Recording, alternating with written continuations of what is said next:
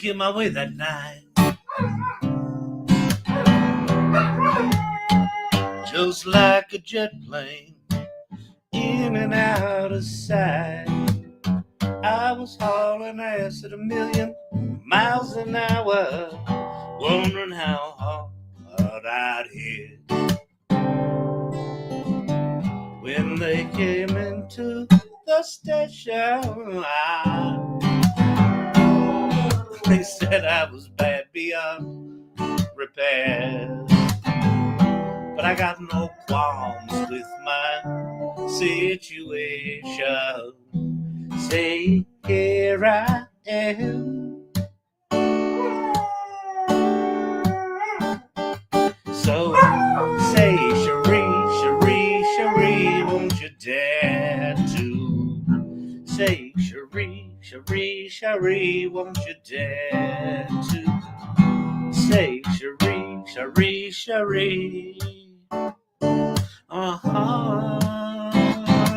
Yeah, leave a message and your message, please.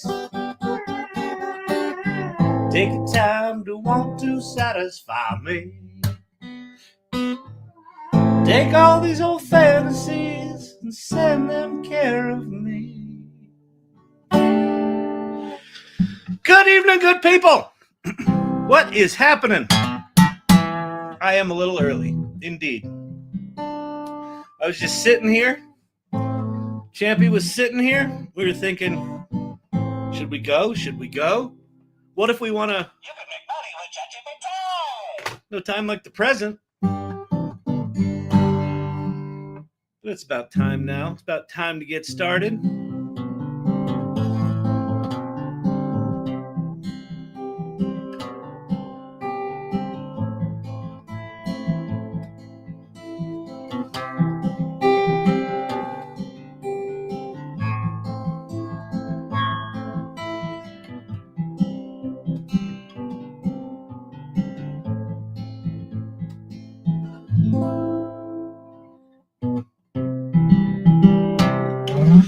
Oh, man.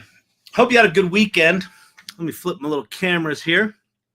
Hope you had a good weekend. I'm on TikTok, joining the stream soonish. All right there, Mr. Brandon. Producers inbound. We got a producer inbound.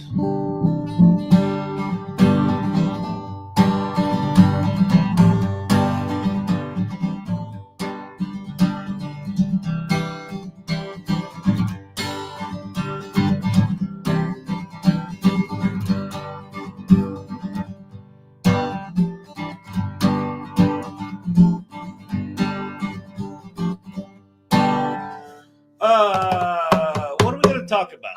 Well, so I want to get back to deep dives, but it's also Monday. Monday is kind of a, I don't know. It's they have historically been more chatty, philosophical, meandering Mondays, we like to call them. Welcome to Chat ADD. My name's Kyle Shannon. This is the AI Learning Lab. The agendas here are loose, if non-existent.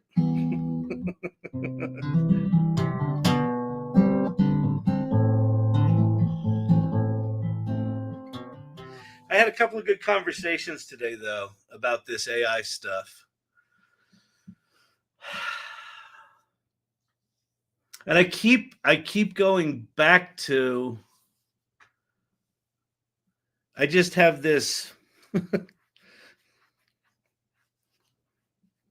I have this nagging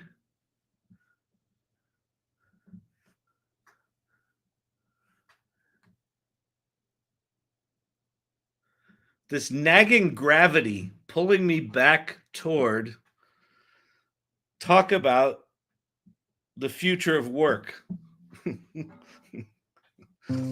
And it's annoying because I don't have a real clue. Like none of us do.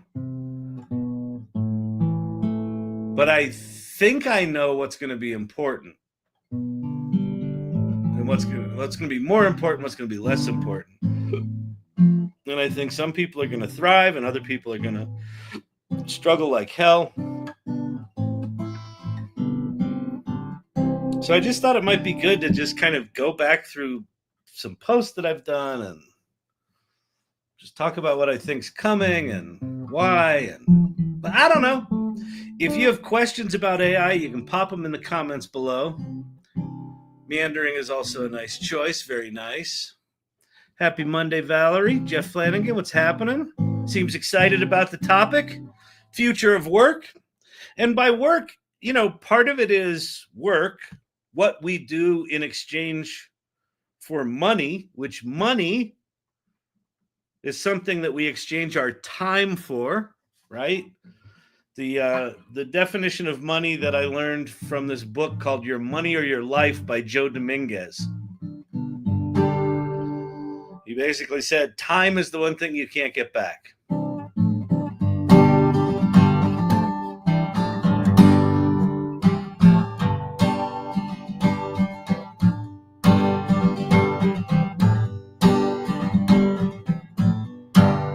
And figuring out that pattern, that strumming pattern, is something I can't get time back on.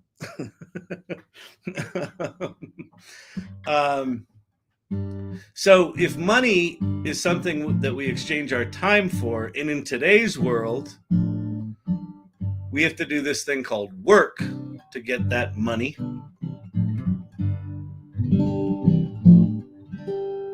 What do we do with our time when the AI does most, if not all, of the work?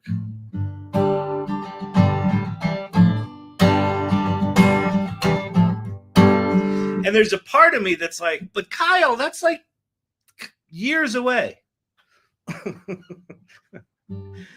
And I'm like, and yes, it is years away, but it's more like 3 to 5 years away rather than 10 to 50 years away, which is, I think, where most of us historically had been.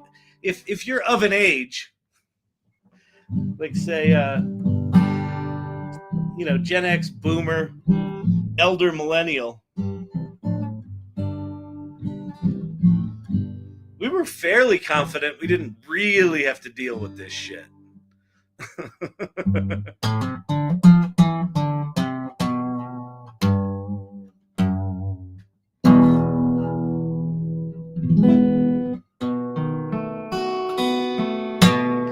In a westerly direction, this car is my train. All right, Vicky, what's the next line? I've been driving, I've been wondering what it is I'm running from again. Feel like an 80-year-old man holding on to 29. And up ahead on that horizon is California line.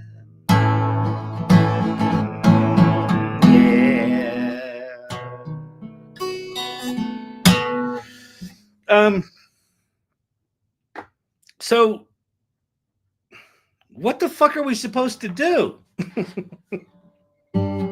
If you're watching this channel, first of all, you're weird.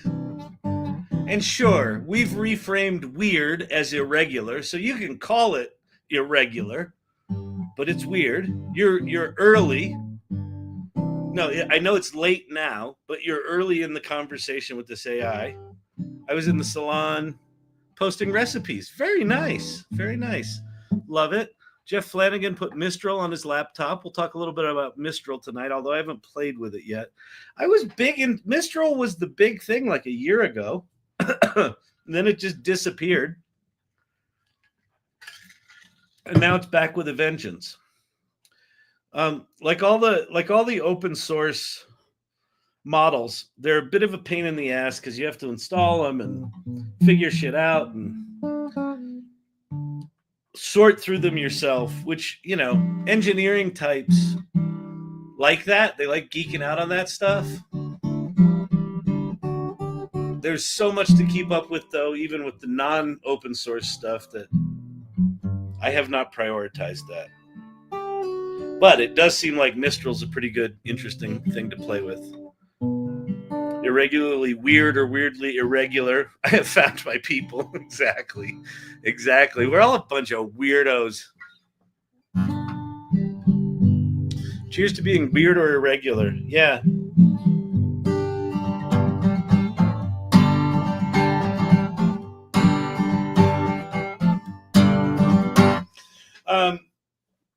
I thought the Super Bowl was fascinating last night. Not the game. Not the game was fucking horrible. The game was like what? It was like an NFL team was playing like a pee-wee football league last night. It was bizarre. I've never seen anything like it. It was just an absolute meltdown on Kansas City's side. But the halftime show, I knew a little about the Drake Kendrick Lamar controversy last night, and I knew that there was a big thing whether he was going to sing the song or not, and whether he was going to say the phrase or not, and he did. If you haven't seen it, but something that gave me great joy today is like my entire timeline on TikTok was just filled with people that are deeply in that world, like losing their collective shit. Like all sort of showing different parts of that performance and analyzing it and breaking it down. And it was just, I felt like I got such an education today, such a cultural education. Absolutely fucking awesome. And Kendrick Lamar is a fucking beast. There is something, I have a very strong place in my heart for true artists, and that was a tour de fucking force. I mean, that's a performance that is going to be talked about for a long time to come. And even if you didn't get it, go watch TikTok. Go watch some of the videos of people watching it in real time. It was insane. Go Eagles. I wish I knew the backstory before I watched the performance. Would have appreciated it so much more. Yeah, exactly. I know. And I didn't know the songs. It's like, but you're watching people from that world, and they're like, they know every fucking word. They know what songs he's going to sing and which ones they want him to sing and the significance if he does sing them. It was just like, and they were just losing their collective shit. They're like, no!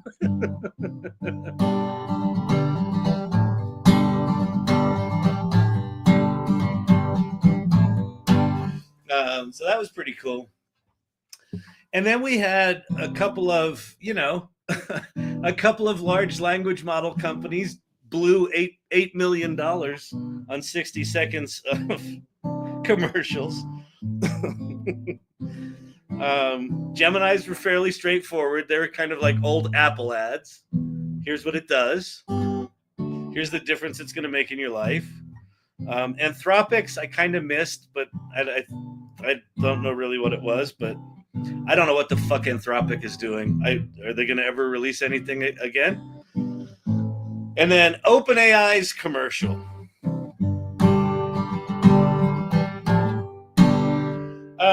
There's a couple of different ways you can go with Super Bowl commercials. One is you go with something absolutely unforgettable. A big star, something really funny, a new concept. Then there's talk about the product, which, given that nobody knows what the fuck ChatGPT is, might have been a good opportunity to talk a little bit. Oh, Perplexity apparently gave away $1 million. All right, there you go.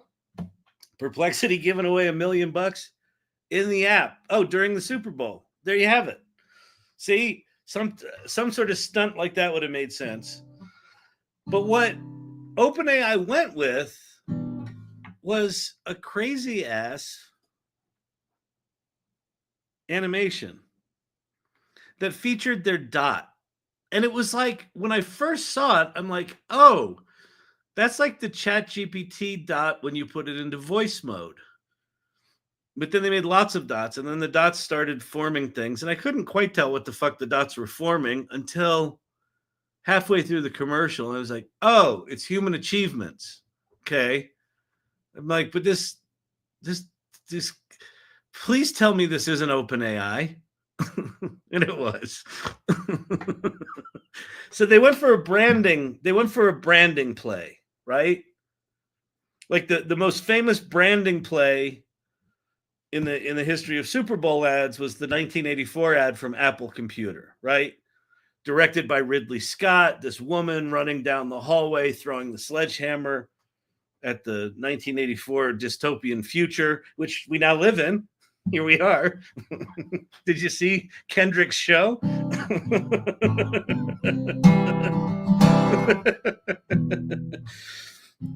You have no fucking idea what it's about, right? And then it just, at the end, it just says Macintosh, 1984, whatever. That's the most famous branding play. That was a memorable moment and a branding play all at once. So in a branding play, you're just trying to get people to be aware and remember your brand.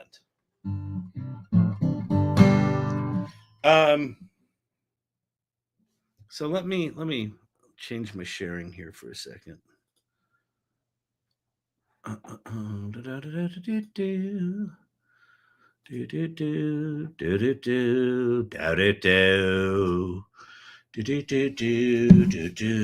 Hold please. Hold please. Open AI Super Bowl. All right. Here we go. Jeff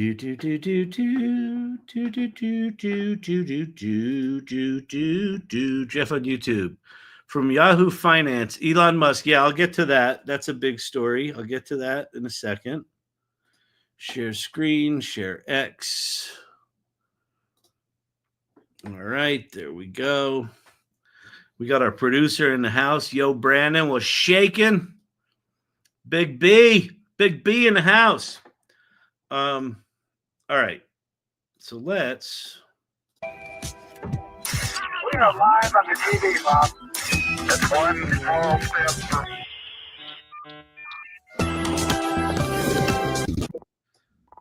Right. So there's your dot. Right. That's feeling very OpenAI-y. OpenAI EIEIO. I did not need you to do the math for me. Which math? What math did I do? Oh, Emilio's wife did the math. Oh, 2 commercials about anti-hate. well, there was a lot of hate in the room. Yeah, exactly. there was a lot of the one commercial I thought had a clever hook to the stadium was the one where they sang the John Denver song, but it was a weird arrangement of the John Denver song. And then they cut back to the Super Bowl and everyone's singing the same song in the Super Bowl. That was kind of cool. I don't remember what the product is. The problem with Super Bowl ads is you never know what the fucking product is. But anyway, let's watch this OpenAI TikTok pin, 1984 plus 40. I know, it's crazy, right? Here's the OpenAI ad. Super Bowl ad.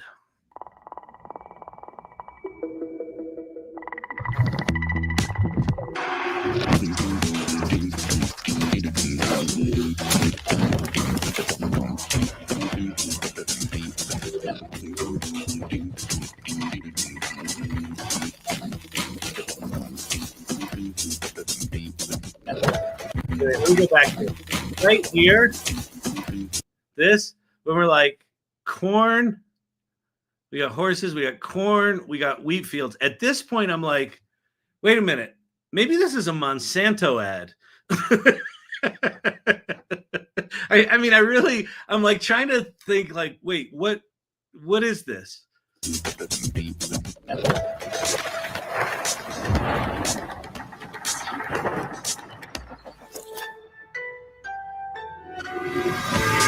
Was that not AT&T?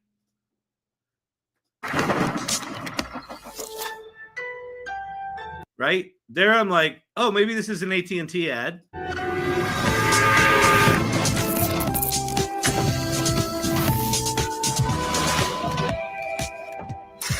are live on the TV, Bob.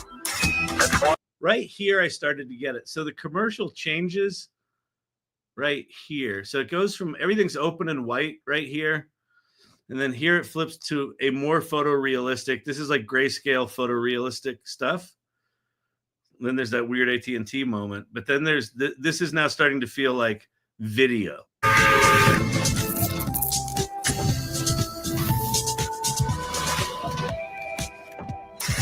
are live on the TV, Bob. That's one small step. At this moment, I kind of knew it was OpenAI, right? The 1995 modem dial-up, 1993 modem dial-up for the internet. Summarize this article. Help me practice asking for a raise. Right there, you definitely know. Right now, you know. It's OpenAI, right? But what was interesting about that is that's not advanced voice. That's old, not advanced voice. Practice asking for a raise. What bird is this? Actúa como mi tutor. What do you want to There's advanced voice. So why'd they wait? I don't know. create next? Where's the URL? Now, you can go to chat.com, chatgpt.com, so it's fine. But why not put the fucking URL there? And no name of the company, right? So it's just ChatGPT. So it's not OpenAI.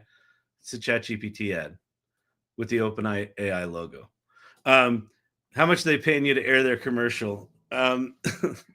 Yeah. No, I'm not going to give equal time to Gemini. Is paid on here? I'm not going to give him the satisfaction. So anyway, so that was the OpenAI Super Bowl commercial. So glad OpenAI used their time and money to showcase the power of ChatGPT. Exactly. Like Source Camp, you've spent the last 2 years devising ways to show how ChatGPT can make a difference in people's lives. Nobody knows what the fuck it is, right? Nobody knows what the fuck it is. And Nate, what's his name? Nate B. Silver did a thing on why do a commercial with the dot when the dot is really, it represents you waiting for it to respond. So they're like branding the fact that their product doesn't respond all that quickly in non-native voice mode. Oh man. All right, let's go to some YouTube comments here.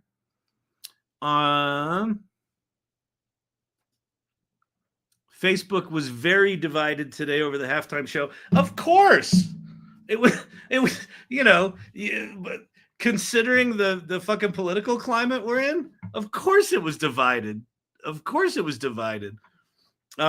I'll tell you what, watching the people who were in the know to that, it's like, it was pretty cool to watch. Let's see. It's a shame. Wait, from Yahoo. We'll get back to that. What's that say? It's a shame to think they could have done better to relate to people who didn't understand AI. That was the opportunity that they had, right? Like this thing looks like a Google chat box, but what is it? It's your entry into the world of knowledge, right? Now, you don't have to make it like a 60s infomercial about how to use the information superhighway, but you have to do something there. So here's the thing that I got. Once I realized, oh, this is an OpenAI thing, I got it about halfway through, and I was like, all of the things they showed are major milestones in human achievement. Here's why, for me, I loved the ChatGPT commercial. Not because I think it was an effective commercial. I think it's an absolute fucking wasted opportunity. I think it's a waste of $8 million. But for me personally, a week ago, so I've got this musical, Sydney, right? And we didn't have a song to open Act 2. We did our table read with our actors. We played all of our songs, and we had a placeholder for Act 2.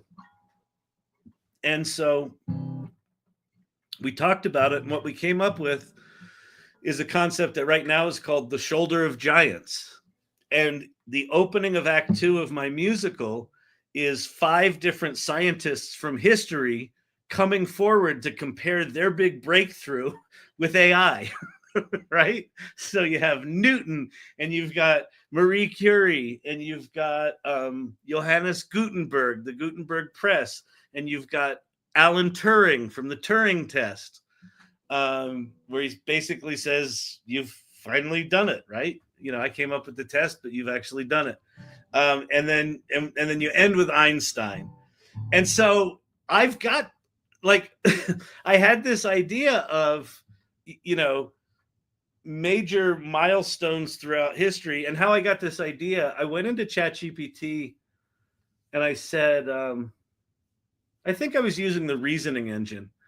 And I said, dig deep and, you know, go find the major milestones in human history and then compare whether or not that milestone of human achievement was more or less important than where we are with AI.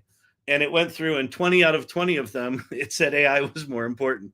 And so that was where I got the idea. And then so I wrote that song, and we've got the song, or well, we've got the lyrics now for the song. And then, you know, Super Bowl ads saying, here's all the human achievement. OpenAI is better. I was like, I like that. How's that we're going to make people want to use ChatGPT? It's not. I can't believe they ruined a GNX for that halftime show. That's the Oldsmobile muscle car that was that in 1984. The GNX, it's a Oldsmobile. Hang on, Olds GNX year. that one was the one. 1987. Yeah, 1987. Grand National Experiment, limited production, exclusively in 1987. McLaren. Only 547 units were produced, and they turned that one into a clown car.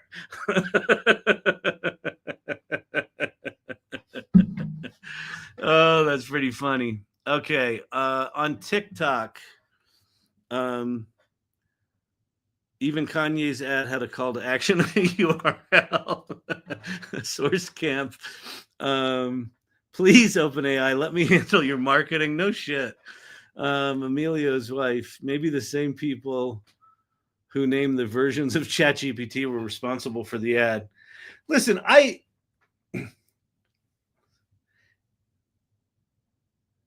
it's at least a choice, right? They at least made a bold choice to say, we're not going to talk about it. We're going to try to do some visual branding here that we want to own. But like, in the environment we're in, does America really give a fuck how AI stacks up to the achievements of history? I mean, maybe in hindsight, we'll look back at that commercial and go, they really put a flag in the ground, just like those astronauts did on the moon. But let's forget that moment. It's really about AI now. Like, I don't know. I mean, it's what I did in my musical. So, like I said, all right. It would be a good introduction for a show, movie, documentary, but not very helpful for a customer base. Oh, it's Buick. That's right. Buick GNX. Yeah, the Buick GNX. Why did I think that was an Olds? Because it looks like an Olds. All right. They've never made sense. On point. All right.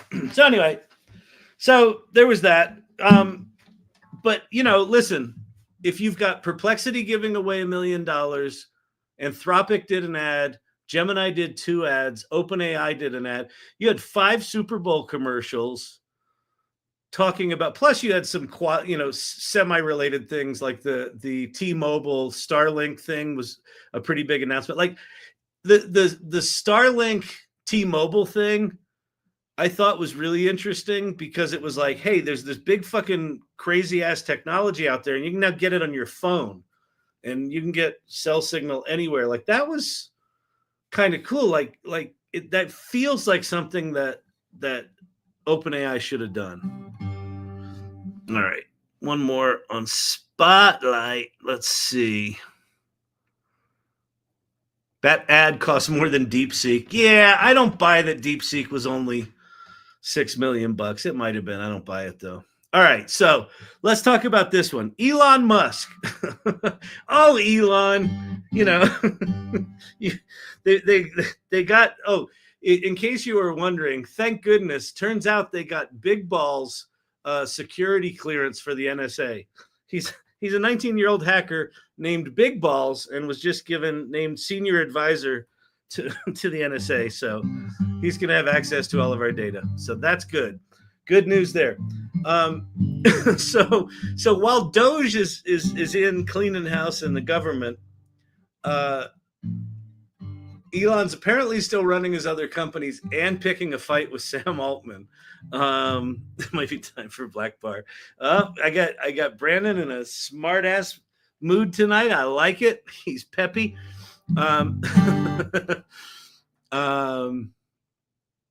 He's the VP. So Sam Altman has been working on taking OpenAI from a nonprofit, weird ass hybrid sort of thing that it is now, where this nonprofit board runs OpenAI, makes the major decisions for OpenAI.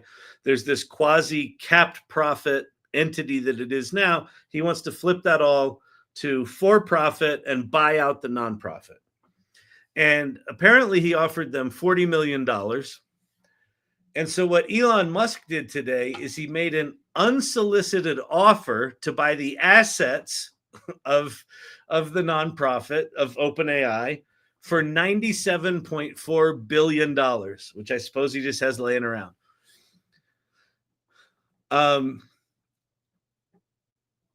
Which I assume he's not actually interested in buying OpenAI. I think what he's interested in doing is fucking with Sam Altman, because his $40 million buyout of the nonprofit all of a sudden looks kind of paltry when there's a $97.4 billion offer on the table, right? More than 2 times what he's offering them. Sam Altman immediately replied, no thanks, but I would like to buy Twitter for $9.7 billion, which is a pretty good dig considering that Elon paid $44 billion for Twitter and it's now worth about 11. So Sam just said, no thanks on your $97 billion offer. But I'll offer you 9.7 for Twitter, to which Elon Musk replied, swindler. And now they're having a bitch slap fest. They're having a Kendrick Lamar Drake battle on Twitter right now. So if you want to go be entertained, how are GPTs different than just utilizing ChatGPT? Good question. Here, I'll show you. I can show you that. Let me change my sharing. That's a really good question to just start and show some goodness. Okay, so there we are at the ChatGPT. Let's say this is my quote, my search for the GNX. The GNX, by the way, at the opening of Kendrick Lamar's set last night, he's standing on the hood of a car. That was the Buick GNX. That was this GNX. I know, Black Bar. I know, people. I get it. I understand your pain. It's just that I don't. I didn't even say anything. I know. Oh, Auto Star Super Chats. That's super cool. So, by the way, if you're on YouTube, you can now do a super chat, which they cost money. I don't know how much they are. But if you do a super chat, it will automatically star it. So when I'm looking at my backstage area, there's like a long stream of chats, and then super chats get separated out so I can go comment on those. So there you go. And then producer Brandon will yell at me to deal with the super chats. Exactly. Here's a cool thing that you didn't know about ChatGPT. I can just say, show me pictures of this car. And it'll search the web and it'll go get pictures, and boom, there's the GNX. So this is an incredibly rare car that was turned into a clown car last night. If you didn't see it, like what, 40 people climbed out of this car. They had a special contraption on the stage, like half climbed out of the trunk and half climbed out of the car itself. It's pretty good. But you know, that means they chopped the shit out of that car.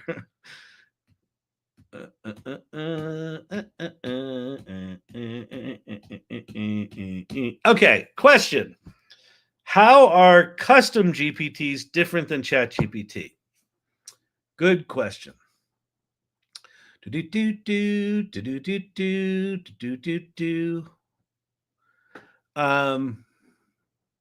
So if I just go here to ChatGPT, you'll notice over here on the left, there's a follow-on question. Another newbie question from Spot It Fast. When you do prompts, is that something in the settings you change and set up with each time, or do you give prompts while chatting? So Spot It Fast, these, yes, they're newbie questions. And people have been using ChatGPT for a long time, probably don't know. A lot of people that use it regularly probably don't actually know the answers to those. So they're actually really good questions. Okay. So there's a couple of things that we'll unpack here. So just in general, with large language models, whether it's Claude or ChatGPT or Gemini or Perplexity, they're very similar in user interface to a Google search, right? Now, what Google has taught us for 20 years is you don't put very much in that chat box, right? You try to put in the minimal amount possible and let Google figure everything out, and it'll go get you what you need. If you put in too much in a Google search, it would kind of fuck it up, right? It would get confused, and you'd get stuff in there you didn't want. So you just put in your 7 or 8 keywords that were the things that were the closest to what you want, to use. ChatGPT is almost the opposite. If you give ChatGPT a thin prompt, you will get a thin answer. So giving ChatGPT more context is actually really important. And context is basically just to say, I could put in there, I want you to write a scene, a scene for a musical. And in fact, let's just write a scene for a musical, and it'll do it. Here's a scene for a musical. Musical scene. Let's see how it does. Oh, see, yeah, this is not good. It actually did better than I wanted it to do because ChatGPT's got memory. I'll talk about that in a second. You can put in a thin prompt and you'll get back a thin answer or a generic answer. So one of the things that turns people off about ChatGPT is that they're like, well, I tried it and it gave me a shitty answer. If you want a really good answer, you say, hey, I'm thinking about writing a musical, and here's what I want it to be about, and here are my favorite musicals of the past, and here's the kind of dialogue I like. So you give it lots of context, you give it lots of color, and then it will give you a better answer, an increasingly better answer. And then you take it one step further, and rather than think about this box, as we call it, the chat hole, rather than thinking of the chat hole as this one-off interaction, think of the chat hole as a conversation. And ChatGPT starts to get way more interesting. And so here's what I mean by that. Let's say let's say I'm gonna turn one thing off right now. I'm gonna turn on at the very okay. Oh my God, there's so much in ChatGPT right now. There's so many different features. It's hard to talk about without running down rabbit holes. So I'm gonna try to keep it focused. You choose your different models here on the left. At the top, there's this little pull down menu and you can choose different models. Don't worry about most of the models right now. Just don't. Just stick with ChatGPT 4.0. It's more than most of us will ever need in our lifetime. Just stick with it for now. You can dig into the other stuff later. But at the very bottom here, you can go temporary chat. And what a temporary chat will do is it'll sort of hermetically seal this chat from other chats, and it won't be influenced. But anyway, so let me give you an example of what I mean by have a conversation. I'm thinking of starting a business and want help with naming and marketing. And then it's going to come back. So ChatGPT has been written in such a way, it's a piece of software where they created it in such a way that it wants to be really helpful to you. So almost always it will give you a helpful answer. But if I just start out with that really generic prompt, it's going to be whatever. So what this did, which is really nice, is it said, here's some questions to guide naming and marketing. What type of business are you starting? Who's your target audience? What makes your business unique? So here's all these things. So what I'm going to do as an example, just as an example here, rather than me actually answering those, because that would take a while, I'm just going to say, please give me hypothetical answers to those questions for a business about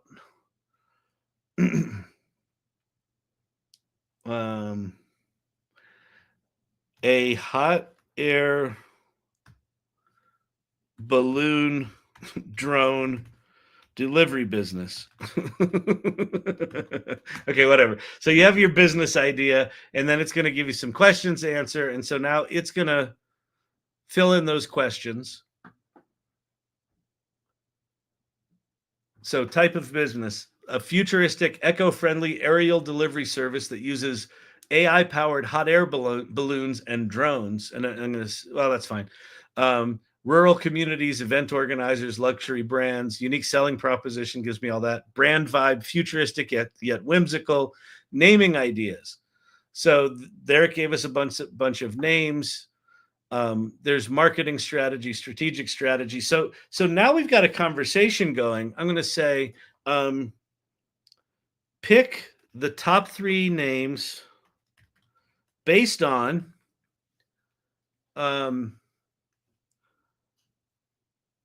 new business marketing principles.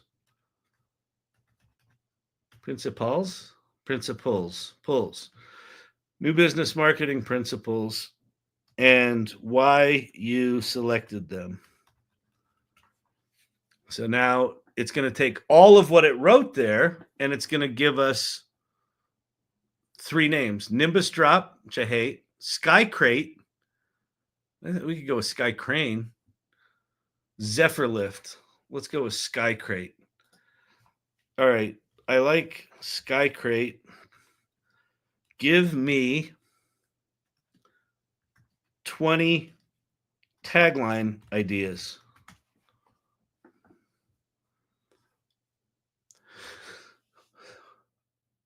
So the way ChatGPT works is it's got a very small brain right now. So it'll remember this conversation for some amount of time, and at some point it'll kind of forget the things at the early part of the conversation. But for the most part, we're now having a conversation where it's remembering all of what I've put in there. And so it will get better and better at focusing in on this idea. So this is just generally how you use ChatGPT, is think of it more like a conversation, say with a clueless, really well-educated intern, than I put in a prompt and I get out an answer. That's the biggest unlock for ChatGPT, is flip from I give it a single prompt to I give it a conversation. All right. One of the things I did was ask ChatGPT to create a crochet. Okay, that's very cool. So there's all that stuff again. So pick the top 3 and tell me why.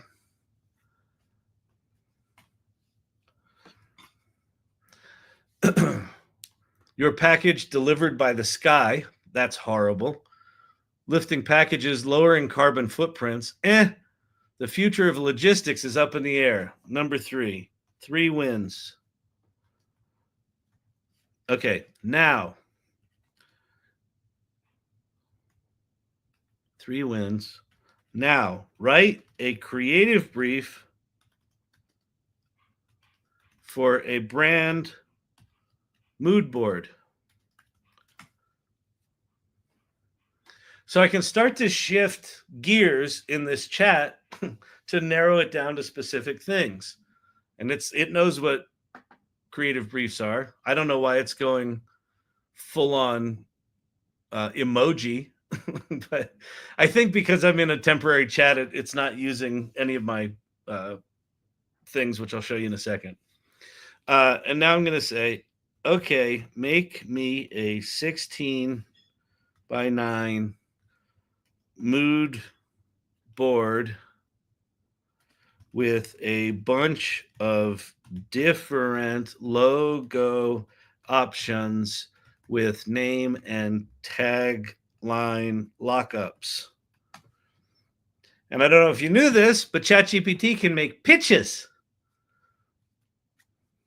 And so we've now got this thing called, not Sky Crane, Sky Crate, where it says something about delivery is up in the air. And look, boom. So we went from nothing and getting really thin, shitty responses to having something that, lifting packages, lowering packages, something about carbon footprints.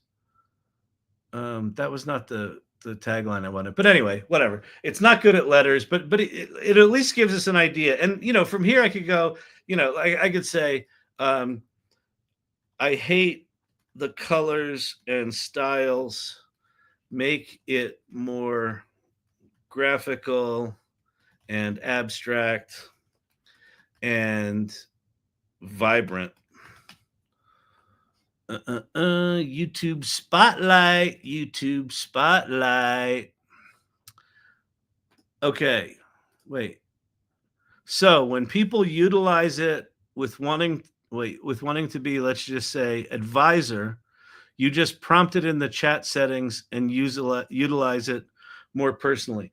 Yeah, so giving ChatGPT a role actually does work. So if you want it to write jokes, you could say, act like a stand-up comedian that, writes jokes like SNL skits or whatever it might be. It will actually make it write more in that style. So yeah, giving it a role can help. Okay, so now all of what I just told you, and giving it a role is a good thing. All of that is just in the context of just using ChatGPT in kind of a one-off kind of way. Now, there's 3 different things that can modify this experience pretty dramatically. Let me turn off temporary chat. Let me create a new chat here. And first place we're going to go is we're going to go to settings. And in settings, you go to personalization. And there are 2 things in settings, in personalization, that are important. One is memory, and you can turn memory on or off, and then you can manage memory. So pan TikTok camera left and black bar, please. Okay. Oh, I see. Got it. Yeah, you want to see me. You don't want to not see me. That would be horrible. I'm all washed out in that other little picture. Okay. Memory is something that's actually really interesting in ChatGPT and all large language models. Probably by the end of this year, it's going to be incredibly powerful because I think most of these things will be able to remember all the conversations you've ever had with it and talk about them all. Right now, it's very limited. So if you say manage memory, if you turn it on, it will start to remember things. You can also explicitly tell it, remember that I like writing paragraphs with no capital letters and minimal punctuation, and it will start writing like that. It will remember that. And so in here, these are all things that it's just chosen as I've been working with it. It's just chosen to remember. So let's see what it says. Creating an app that allows users to search for real images and use them as a basis for AI generated images. Kyle Shannon is assigning admin roles in Google Workspace. Some of the things it chooses to remember are bad. If you don't have ADD and you want to go in and regularly prune your memory, it's probably smart. Your ChatGPT will suck less. I have ADD, and the thought of pruning my memories is I don't care. I'd rather have it just be bad. Becky Run on TikTok. Can you show us how to save your chats and or GPTs into a PDF folder on your laptop? Yes, sort of, maybe. Well, I don't quite know what you mean, but I assume you mean save a chat as a file. So one thing you can do is you can share chats with other people, but we'll get to that in a second. Okay. So that's memory. So you can turn memory on or off. That memory starts to make your ChatGPT more personalized. Yeah, exactly. Okay, now custom instructions. They completely redesigned custom instructions. I actually haven't talked about this in here. And they've got an advanced tab now. Ooh, fancy. Custom instructions are actually quite powerful. And you ask me, this whole thing started where you're like, what's the difference between a custom GPT and just ChatGPT? And basically what it comes down to is a custom GPT is pre-prompted. Like you've written a prompt and you've pre-prompted it. And I'll show you what that means in a second. That's sort of what custom instructions does. So what should ChatGPT call you? It should call me Kyle. What do? I'm the founder and CEO of Storyvine. I'm a community builder at AI Learning Lab on TikTok and the AI Salon, a community of AI optimists, right? And I could put more in there if I wanted. And then what traits do you want ChatGPT to have? And so for every response, this was just a cool thing that I did. I saw someone do this once and I kind of liked it. So I have, for every response, give it a sequential response count followed by a response title that summarizes the response and include a date. So let me show you how my ChatGPT works that might be different than yours. I could say, what was the Buick, what was it? NTX? NSX? NTX? Is it NTX? Yeah. Oh, it didn't do my custom instructions. Are they not turned on? They might not be turned on. Personalization, custom instructions on. Huh. It ignored these. So I don't know why it's not doing that. The other thing I have it say here is avoid overused words.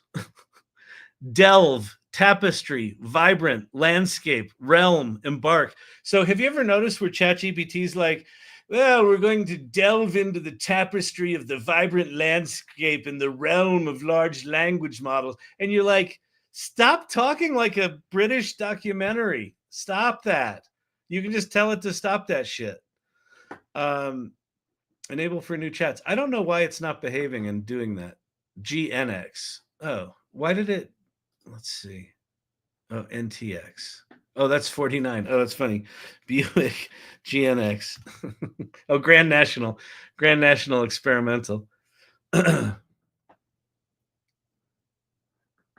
Clone or resto mod. Oh, here's how to build a resto mod. That's kind of cool. And hey, maybe Kendrick Lamar didn't actually destroy a GNX. Maybe he did a resto mod shell.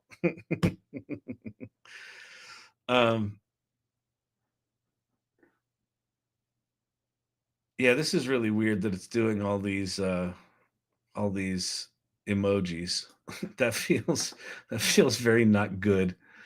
I don't know why it's doing that. Maybe it got an upgrade. Oh, that's the other thing. ChatGPT will just act weird. Okay. So, ChatGPT Basic, just start talking to it. Give it a role, have long conversations, give it context. Another way you can give ChatGPT chats context is you can upload a file. So you could upload, let's say you've got a brand guideline for your brand voice. You can upload that into a chat and say, follow this, okay? And it'll start to talk like your brand voice. Now, over here on the left, you'll see, Vicky and I noticed that too. I asked it to talk more direct. It reverted immediately. Yeah, so one of the things about ChatGPT is it is literally a black box. It is literally like this, and they open up the box and they put shit in it, and then they create an application. Where's my ink bottles? Here. This is a very famous box on this channel. This is the ChatGPT app. So this is the model, the large language model called GPT-4o. This is ChatGPT. So this is an application layer that tells, so it, when you type in your words, it goes into here, tells it what to grab, and then it spits that out on your screen. But they change this all the time. That makes what it spits out on your screen different. So that's what we're experiencing there. So just with all of these tools, you need to accept that they're going to suck. Okay. Couple of pins from Ann. Okay, got it. Beautiful. Beautiful. Beautiful. Fantastic. Fantastic, Ann. We'll come talk to Ann in a second. Let me say one other thing. So what we've talked about, basic ChatGPT, have a conversation. Understand that you can put in custom instructions and you can turn on memory. All of that will start to customize ChatGPT. Now, what is a custom GPT? A custom GPT, I'll start with the most obvious one. My very first custom GPT that I wrote on this here channel is a custom GPT called Sin City Sipper. And it is a Vegas bartender with a twist on the classics. And so I can just say, where are we? Let's see. Valentine's Day is coming up. Give me a mocktail with a citrus spin for the lovely day.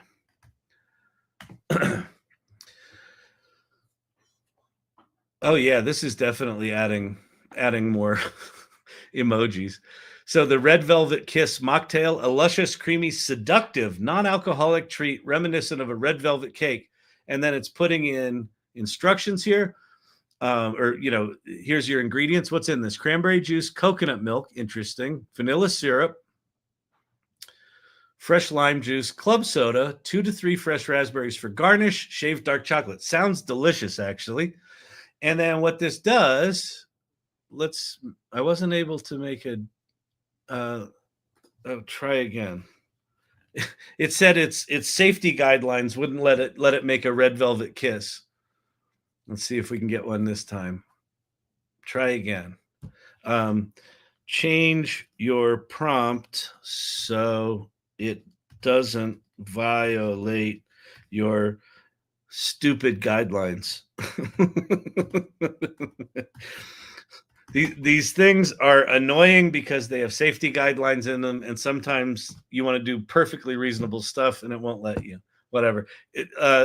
Let's see. Rename the drink so you can make the image.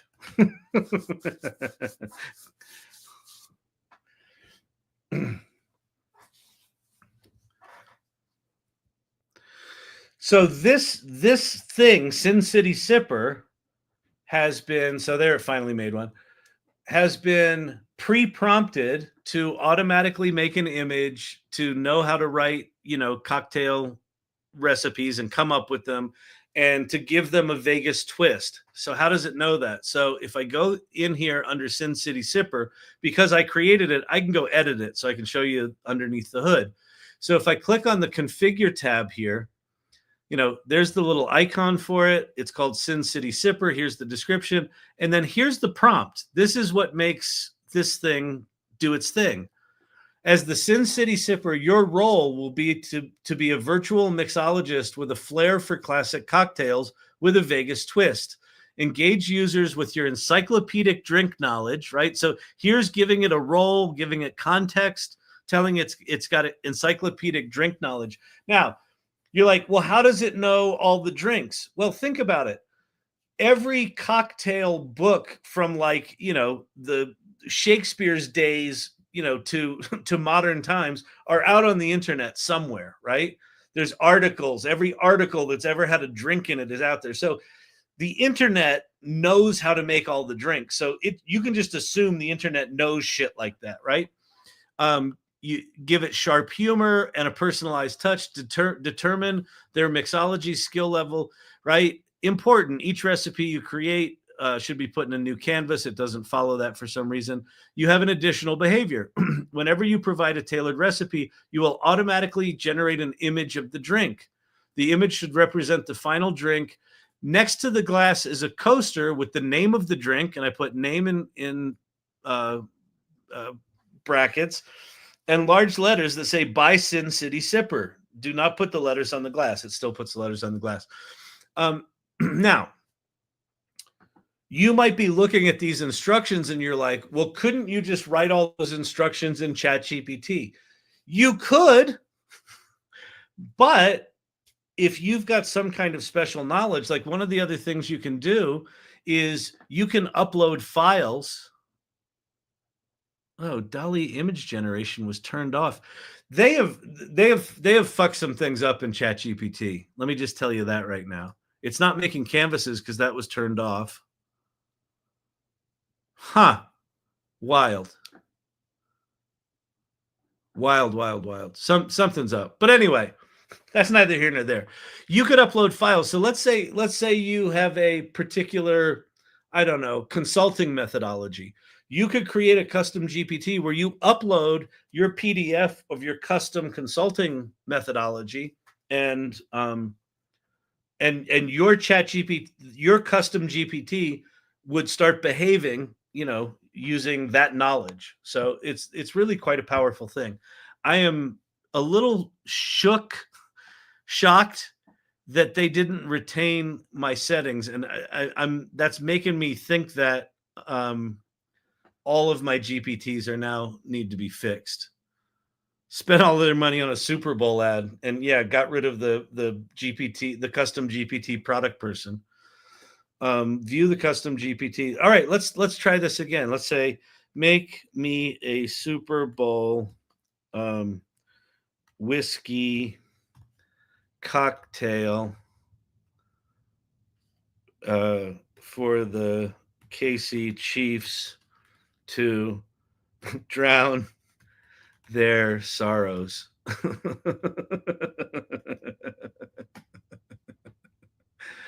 Oh, man. All right. Ann Murphy. Hey, everybody. I have a super cool use case.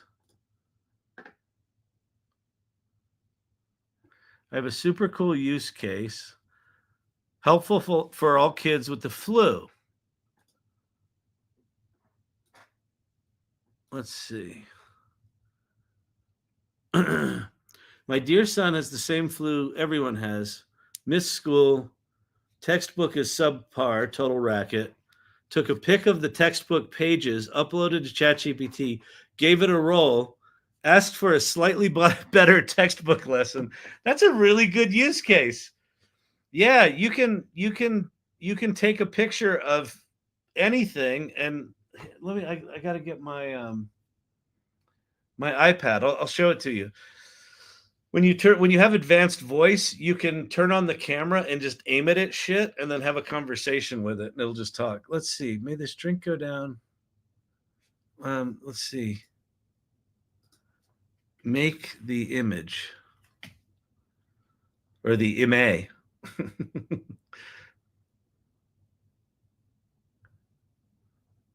Oh, this actually made it in a canvas. Okay.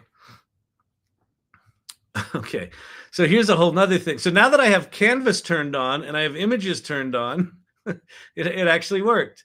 So the Kansas City Chiefs Sorrow Drowner, 2 ounces of bourbon, 3/4 of an ounce of lemon juice, 2 ounces of honey syrup, 1/4 ounce of Campari for that red bitter defeat.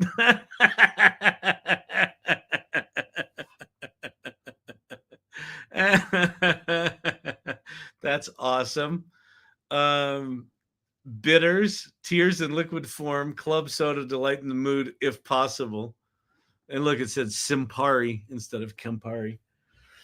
Okay, so put it in a canvas, and let's see.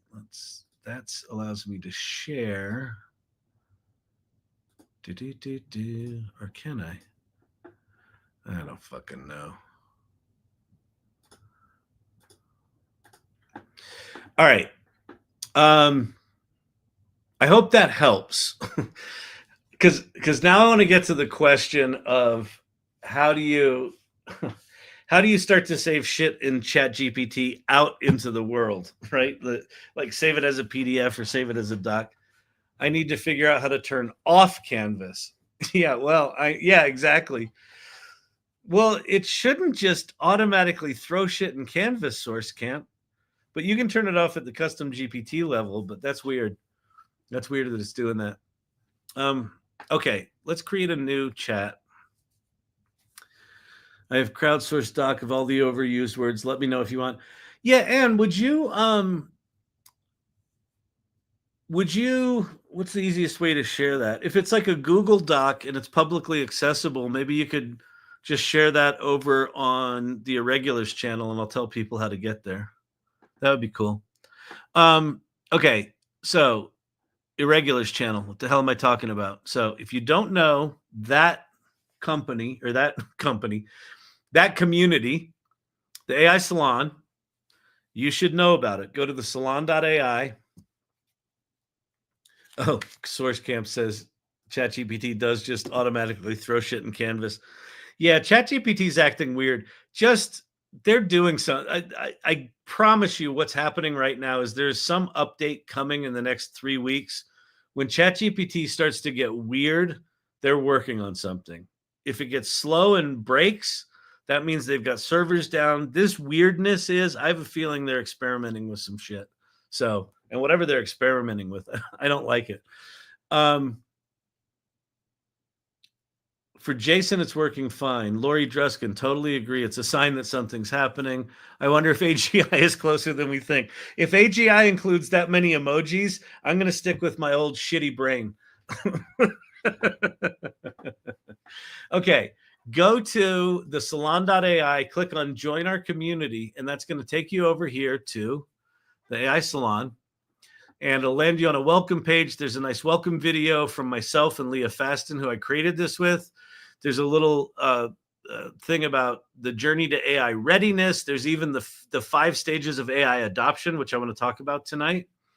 And then over here on the left-hand side, there's all sorts of different things. There's kind of a 7-step welcome sequence that you should go through. There's community corner, news. There's a show-off area with tools, all the different tools that are listed inside these different areas. And then there's these clubs and hubs. And the second one down is called Irregulars, and that's ours. And so this live session, we have our own little club within the AI Salon.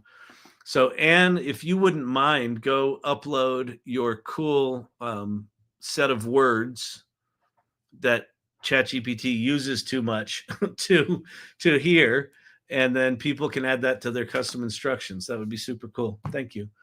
Thank you for doing that. That's one of the amazing things about the AI Salon and She Leads AI, which, by the way, Anne Murphy runs another community called She Leads AI for women in AI. So if you're tired of the sausage fest that is the technology world, and you want to find some badass women that are doing amazing things with generative AI, you should check out She Leads AI. But the salon itself, to be clear, is not a sausage fest. The salon itself actually has a decent balance of men and women in it. And they're all like nice, helpful, supportive people. So the culture and the values of the salon is really nice. So you should go check that out. Okay. Speaking of which, okay, you should also go check out that URL, areyoureadyforai.com. So Anne Murphy and I, about a month ago, did this thing called AI Festivus, AI for the rest of us, where it was a 2-day over the holiday weekend between, Christmas time and New Year's. On that weekend, we did this 2-day event where we had 34 speakers. We had 24 different sessions. It was absolutely remarkable. We had, 2,500 people show up, 3,500 people register, just bonkers. There was a request to take the lessons that were kind of collectively shared from those 2 days and turn that into a training. And what we created is what we're calling areyoureadyforai.com. It's an AI readiness training course that's going to be launching mid-February. We were shooting for February 1st. We missed it. We got busy, stuff like that. Yes. And what Brandon has up right now is the website. So you can go check out the website and pre-register for when this thing launches. You can learn all about it and figure out if it's something you want to do. I'm really excited about it. Vicky Baptiste is helping design the curriculum, and she's done a kick-ass job. It is now on Anne and myself to do the setup videos for all that stuff. I think we are now the bottleneck, but I'm really excited about that. So go check that out. All right.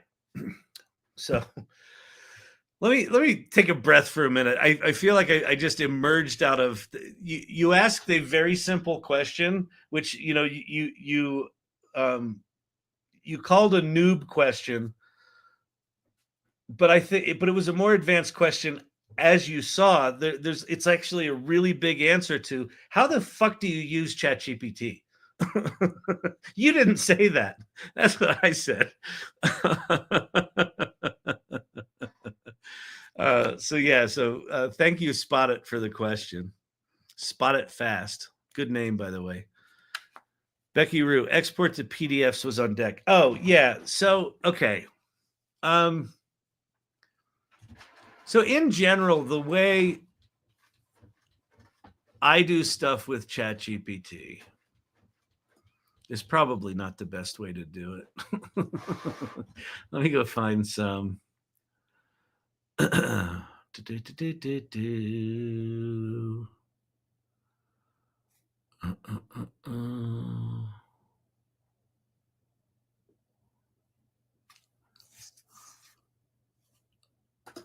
Well, here's a stupid one. Nah, it's too stupid.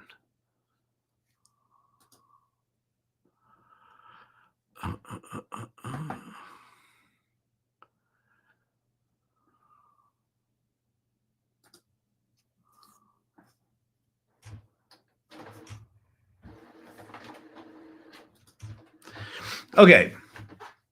If you're in ChatGPT, for every little chunk for every little response that ChatGPT gives you, at the bottom of the response, you can have it read it aloud, which I think is kind of cute. You can copy it. You can give it thumbs up or thumbs down. Black bar, sorry. And then you can edit it in Canvas. Or you can switch the model. That's actually really interesting. I don't quite know how or why you would do that, but whatever. It's there.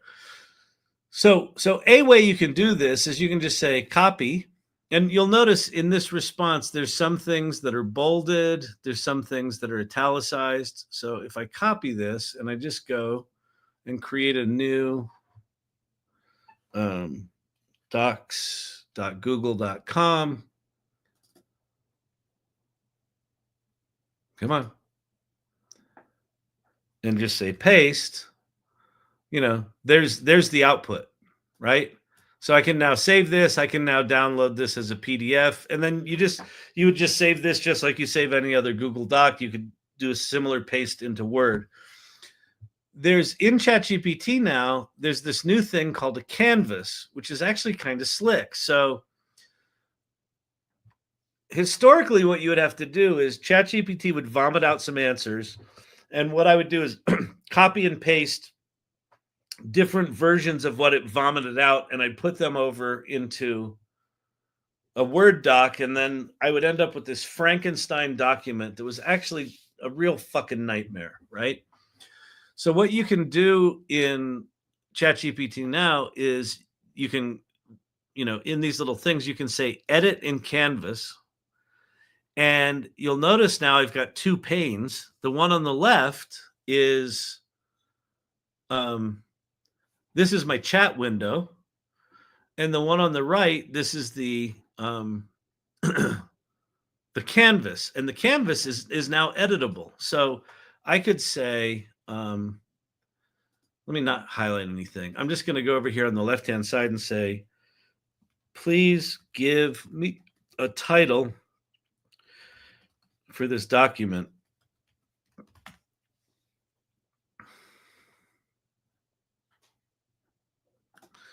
Add it to the canvas. I thought that was obvious, but apparently not. And so now it's going to go over and look, now it added the AI and the Muse crafting Sydney an artificial love story. And then it'll edit this. So this thing on the right now is now an editable document, right? And it's going through, it added that title in for us. And it's written all this stuff. It's very, very slow for some reason. So now I can grab any paragraph in here and I could say, turn this into a setup sentence with bullet points. And then over on the left, it's going to do its thinking. And then over on the right, it's now going to edit that part of the document. Slick. There you have it. Boom. Yeah. Oh, that's cool. Okay.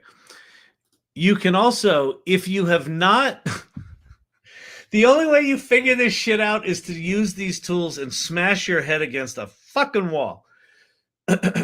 If you have not created an image, you can share this chat. For some reason, you cannot share a ChatGPT chat with someone else if you've created an image in it. I think it's the dumbest security choice I've ever heard. I'm sure there's a plausible reason, but if you haven't made images, and if you haven't used a reasoning engine, I don't fucking know, you can share it. So I can click share, and rather than saving this as a PDF, I can actually just share, this editable document with someone. They can come in and look at it. I can also, again, copy this and flip over to my Word doc, and right now we've got our bulleted list in here, right? So you can just copy it and put it there. Make sense? Make sense? Right click, print, save.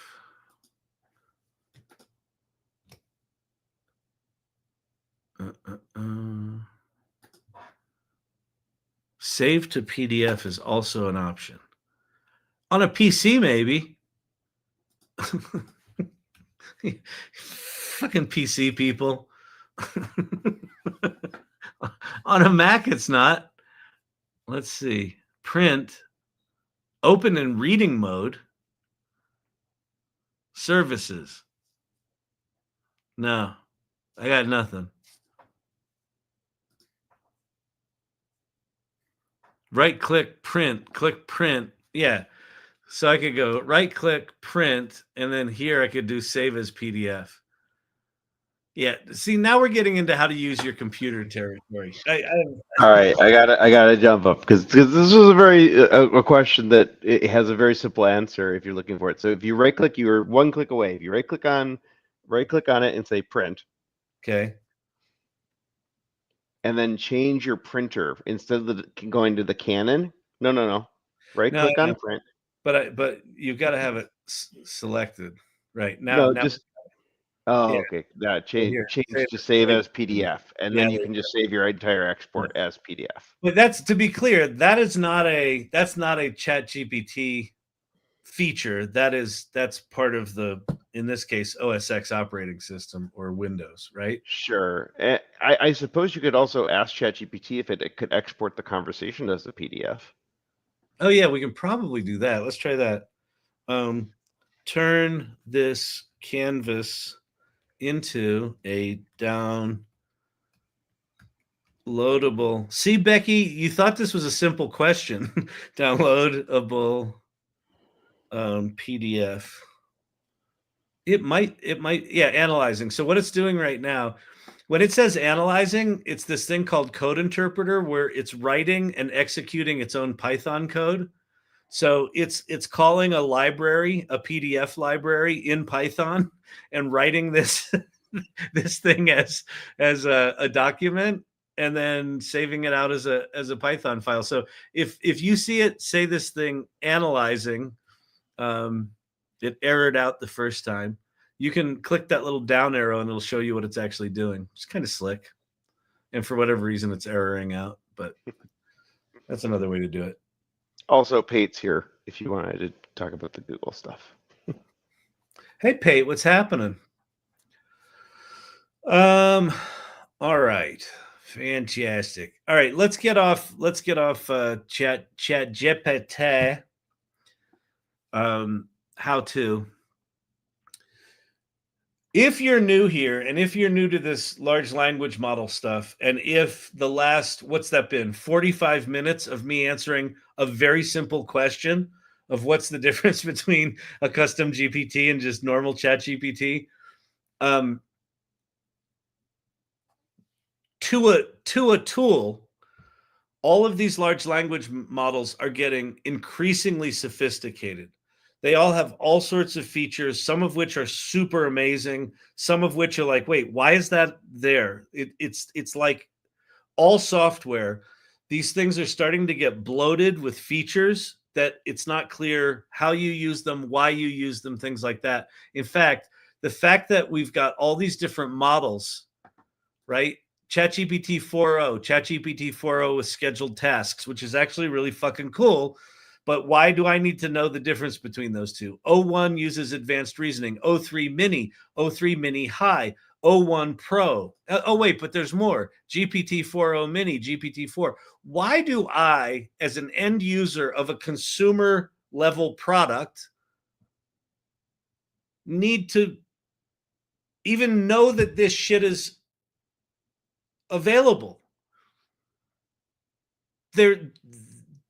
They've got generative AI. Can't they create a layer on top of this that I type in a prompt and it figures out which of these fucking things to use? The answer is yes, they could, but they haven't. Why? Because I don't work at OpenAI. See, I want to work at OpenAI, or I want to work somewhere. I want to work at Google or OpenAI or somewhere. And I just want to be the guy in the corner office. I want a corner office. It doesn't have to have windows, but I just want it in the corner. I want a corner office. And then I want to be the guy where they come in and they're like, hey, we're thinking of like giving everyone this tool, and I'll go be like, why are all these in here? Oh, because they all have slightly different functionality. Well, who cares? Why would an end user care? Just go. No. I would be the guy that all I do all day is just go, no. That's not okay. We're thinking of naming this one 4.0, where the O stands for Omni, and this one 0.1, where the O stands for OpenAI. Wait, what? And you're going to tell that to human beings? No. That's what I want my job to be, dangerously close to a Meltdown Monday. So if you're wondering, shouldn't these things suck less, even though they're remarkable? Yes, they should. And then if your next question is, why don't they? Because they haven't hired me yet.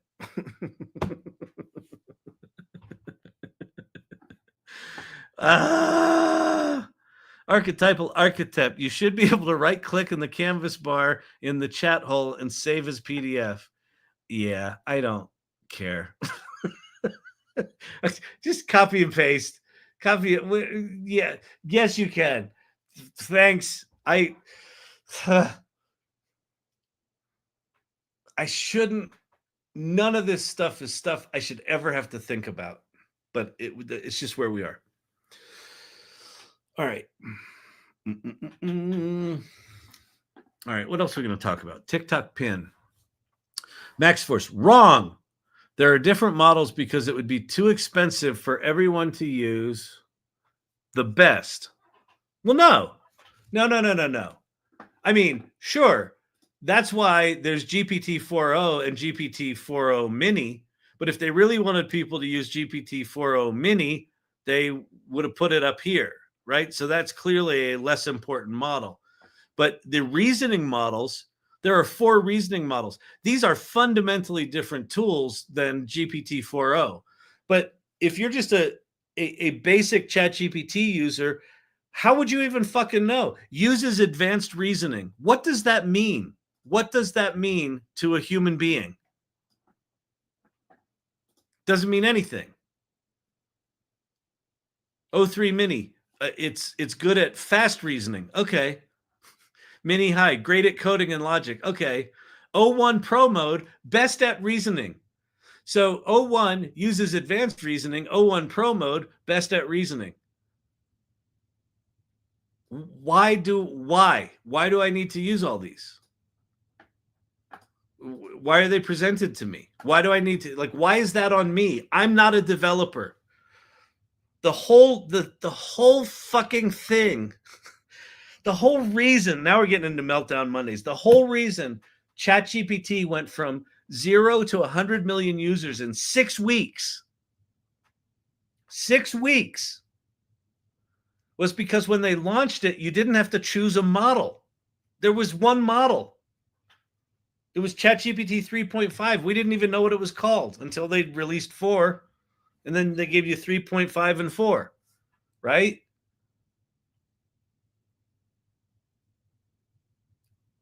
They made an interface that hid all of the technical underpinnings from us. That's what made it so easy. And you know, they're now giving us these new things, which, listen, as an advanced user, great. I love experimenting with that shit. I love learning that shit. But for the 98% of human beings that don't want to experiment with ChatGPT, they just want to know what the fuck it is. This is an absolute fucking nightmare. It's an absolute nightmare. Anyway. All right. Hey, you know, you could just not use it. Yeah, I know. I know I'm bitching. And you know what's funny, Pate? Like, who I'm bitching for are, like, the question that we had of, like, wait, how do I prompt this thing? And, like, do I have to prompt it every time? And, like, that's why we have custom instructions. That's why we have custom GPTs, because you can kind of pre-prompt things. Like, that's already a lot to think about. If on top of that, I now need to figure out which model I want to choose for which thing I want to do. It's just, I mean, we've gone from, we have this tool that is this remarkable knowledge augmentation of our brain that now becomes this pseudo, programming environment. And it's just, for geeks and for people that like geeking out, it's fine. But for most people, it's like, it's just, eh. All right. Okay. This past weekend. So for the past 2 weekends, Pate Motter, who's in the chat here, he works at Google, works on tensor optimization algorithms or something. He makes the Google shit work fast. He's been doing demystifying AI classes every Saturday for the past 2 Saturdays. The recordings of those sessions are over at the AI Salon.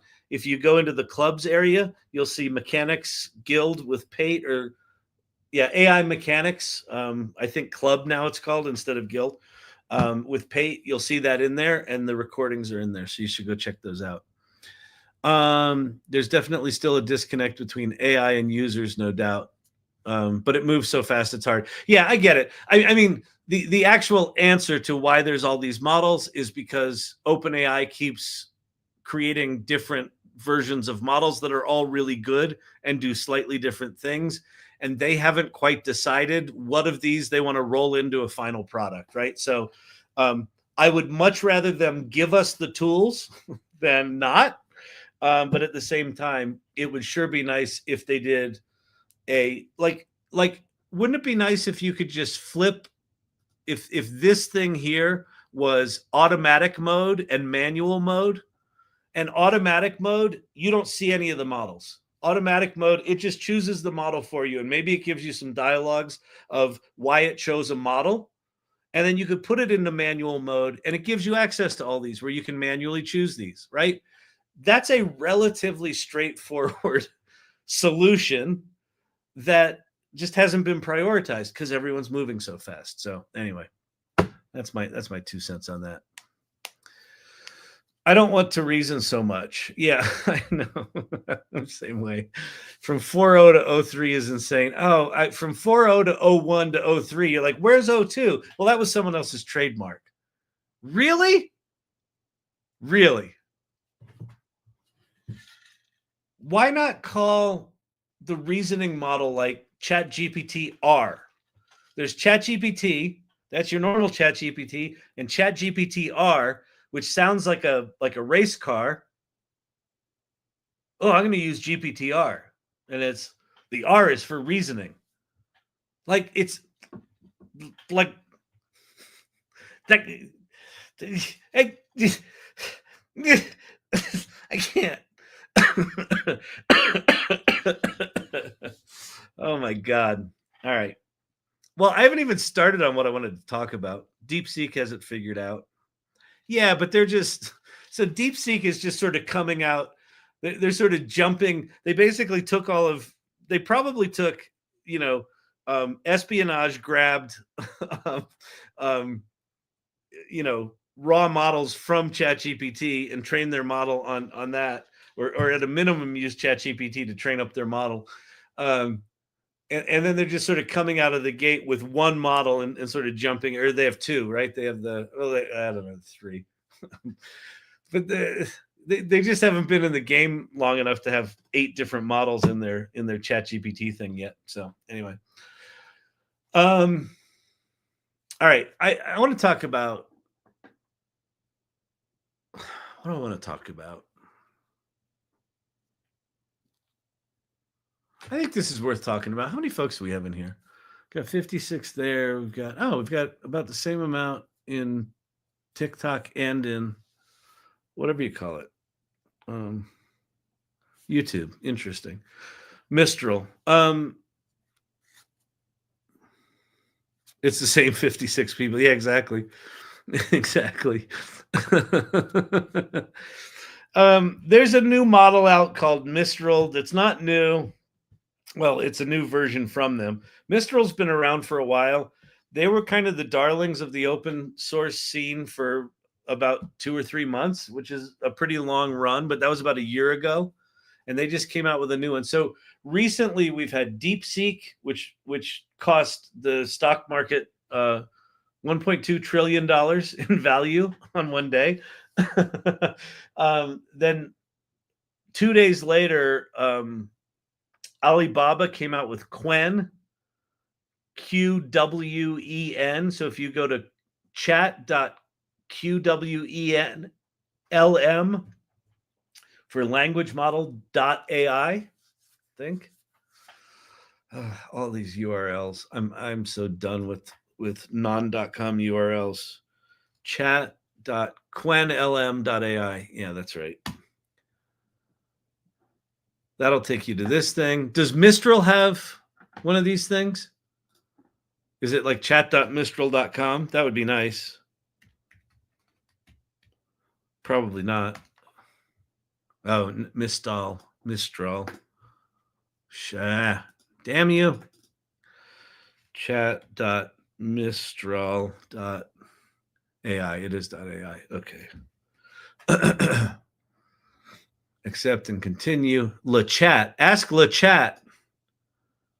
So they have a canvas as well. They have image generation as well. And they have web search. You need to be logged in to use this. Fine, I'll log in. You bastards. Image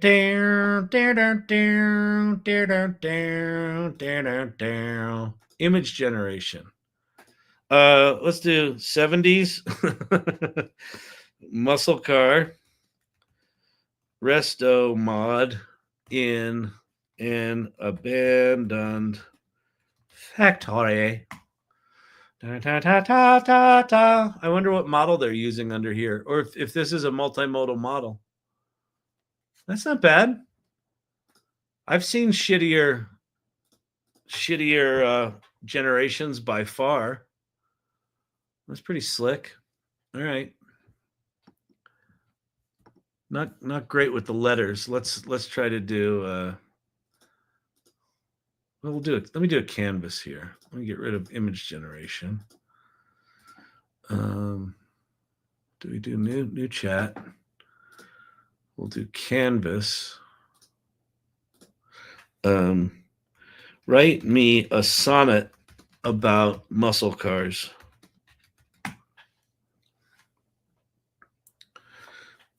And so it throws it in a canvas over here. If I highlight this, does it do, what's that? Analyze, proofread, more bullet points, fewer bullet points. Yeah, slick. All right, there's yet another free tool.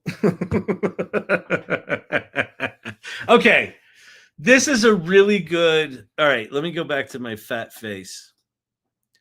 This is a really good, they have an app too. Okay, so you can go get free Mistral. If you think that the French are more trustworthy than the Chinese, are more trustworthy than the Americans, you now have choices. You now have choices where you give your data away to that's going to be exploited. You can give it to Google, which you've been doing for 2 decades, so why stop now? Or you can give it to Meta, which again you've been doing for 2 decades. Or you can give it to OpenAI, or you can give it to DeepSeek, which is owned by the Chinese government. Or instead of using TikTok, you can use RedNote, which a bunch of TikTokers did. Or you can now give it to the French. And I heard that there's a German one coming. I think there's a new model coming from Germany. Here's the point about all these fucking models and all these fucking tools. You're like, which one's the best? It doesn't fucking matter. It literally doesn't fucking matter. Pick one. It doesn't matter. But which one should I pick? Pick ChatGPT. That's the one you should pick. Everyone's trying to catch up to them. They still are trying to catch up to them. TikTok pin, mission critical. Kyle, serious question. Why are they called muscle cars? Oh, that's interesting.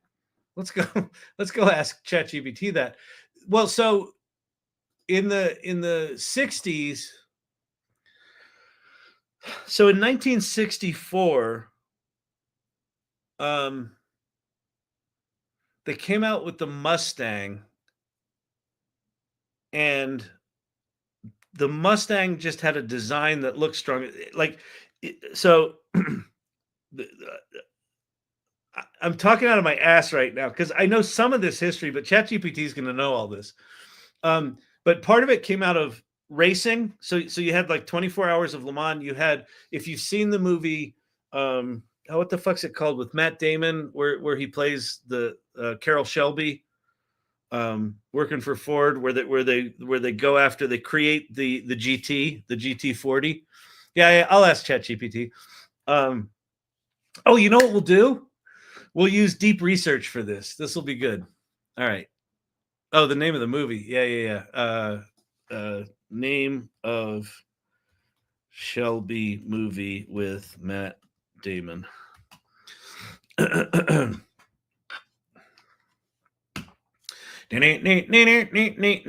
Ford versus Ferrari. So you've got, in the 60s, you've got this this push to make American cars faster than European cars. So Ferrari had 24 Hours of Le Mans. No one could touch them. They were the fastest cars ever. Carroll Shelby gets hired by Ford to create this car that can compete with the Ferraris. And so they took some of that technology and moved it into the Mustang, and that sort of kicked off the whole thing. But let's go.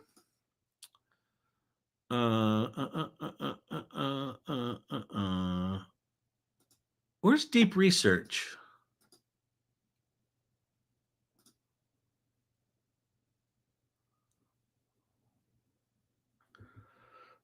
Brandon, how am I losing my, where's deep research in ChatGPT?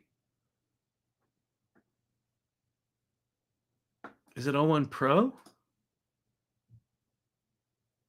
No. Oh, wait.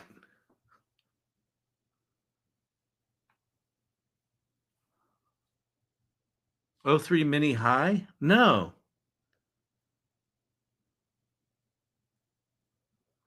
Yeah, deep research was Google, but then OpenAI named their new thing deep research. Copilot did it too. I know. I'm fading fast. It's almost midnight. I'll catch up with you wonderful irregulars tomorrow. Yeah, that's right. O3 Mini High is deep research. Is it? For coding and logic. Oh. Good Lord. Here we go. Oh my God. I'm such an idiot. But okay. So what just happened to me? This is a really good lesson, actually. Why can I not create a new? Why is this not creating a new chat? Deep research is this button. I forgot. It's a button. So over here, there's pull down menu buttons, there's search, and then there's deep research. And then deep research, yeah, I think you have to do with O3 Mini High. And then from what I understand, deep research actually uses O3 proper. So you're actually getting a more advanced model here. But what is the origin of the term muscle car?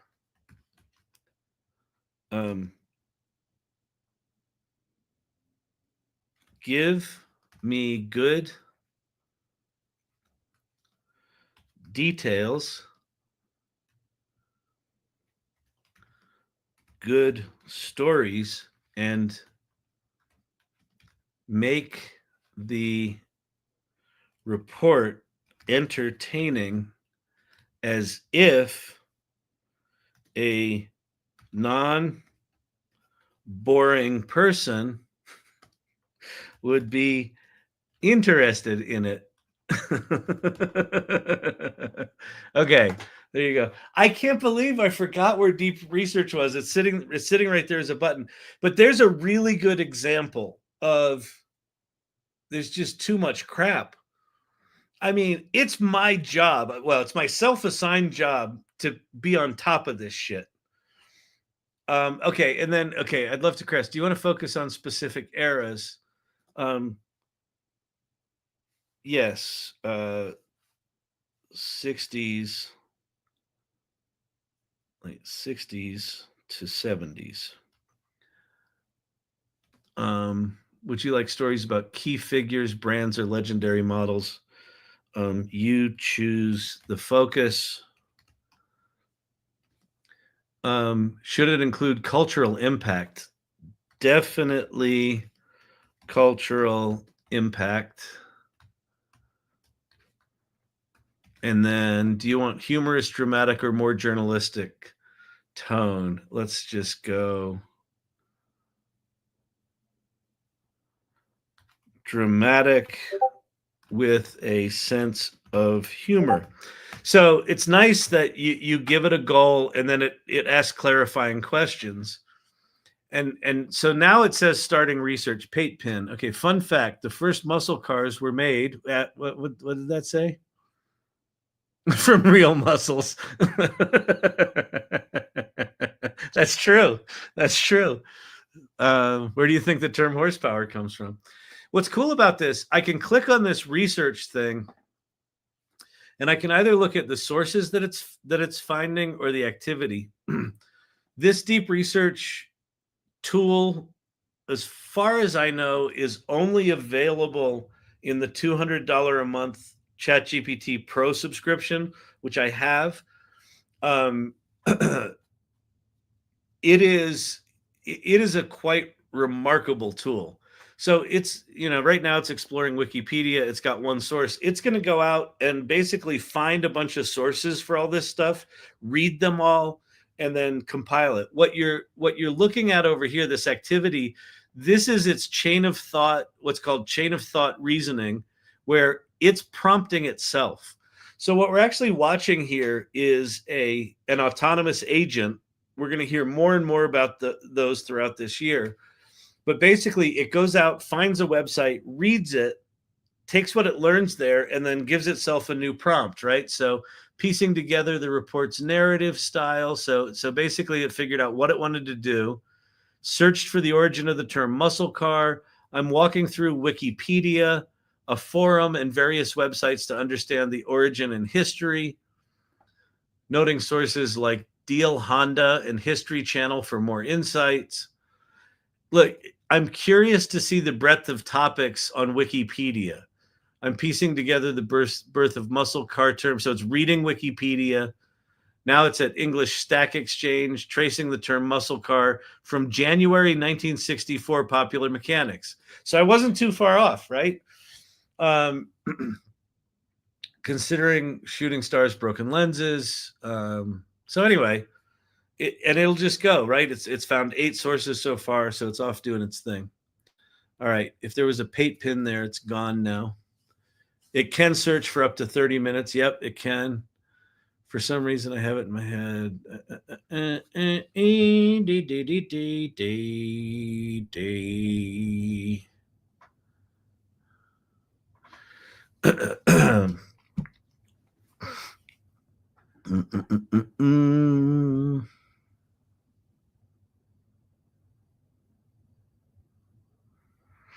Peter Svenkerud, with open source models, you generally have the option to run them locally, so you don't have to worry about privacy. That's correct, but you also do have to worry about, do you have the technical skills to install them locally? Do you have the hard drive space to install them locally? And do you have enough RAM to run them locally? So if you're going to run local models, you do have to geek out a bit. I don't think it's going to be that way for long. As much as I bitch about all the jankiness of the companies and these applications right now, the opportunity for being early in AI, for being early in any technical advancement, the opportunity exists when the tools are janky. If all the tools were easy to use, everyone would be using them, and there wouldn't be as much opportunity. So that's why we put up with this bullshit. Brian on TikTok wants to know if you still remember Zephyr. Zephyr, my girlfriend from Pi. Yeah, I remember her, but she at some point they did some upgrade in Pi and she forgot her name and forgot my name. And I just never went back to her. I'm like, you forget my name, you are dead to me. GPU is definitely needed for local AI, for the speed. CPU can do it, but GPT is highly recommended, which again, like if you're on a Mac, you're kind of screwed. Although I think with the new M4, the M4 Max with their MLX.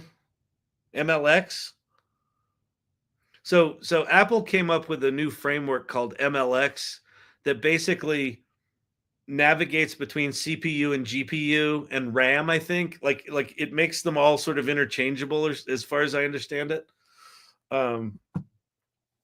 So the new Macs are pretty good at AI stuff, but yeah, if you want to run it, if you want to run them on PCs with real GPUs. All right, the rise and roar of the muscle car, 60s and 70s.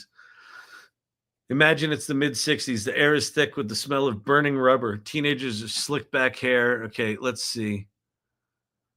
First rumblings, the birth of the term muscle car. Every legend has its origin story, and muscle car begins with the word. The term muscle car flexed its way into the automotive lexicon in the mid-60s.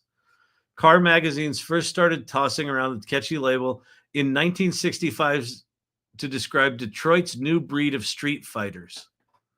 For example, one writer noted the humble Dodge Coronet became a muscle car once it was fitted with a monstrous 426 Hemi V8. So they were taking these racing engines out of their racing programs and jamming them into these cars that didn't look like what we think of muscle cars today.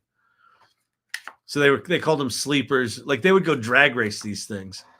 66, it had rumbled into the mainstream. Pontiac's ferocious new GTO.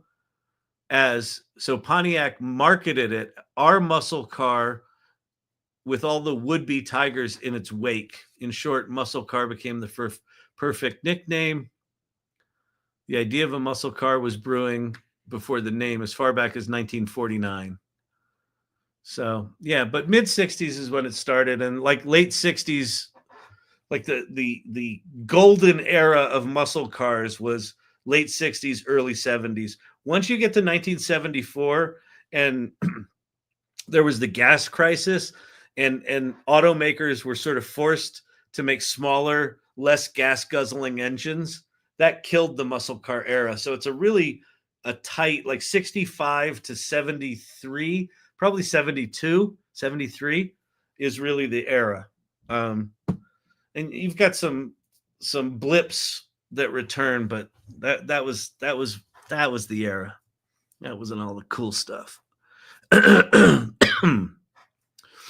Anyway, but look at this long report. Like this is a long researched article. So I should be able to, if I go to the bottom of this, now save it as a PDF. Shut up. So I've got to wait. Let me say, pop this into a canvas. Oh, I didn't need deep reasoning to pop it into a canvas. That's the other thing. If you're here, stop. I don't need a fucking reasoning engine. Please put the article in a canvas. And then I think you can even just say canvas here. Bang.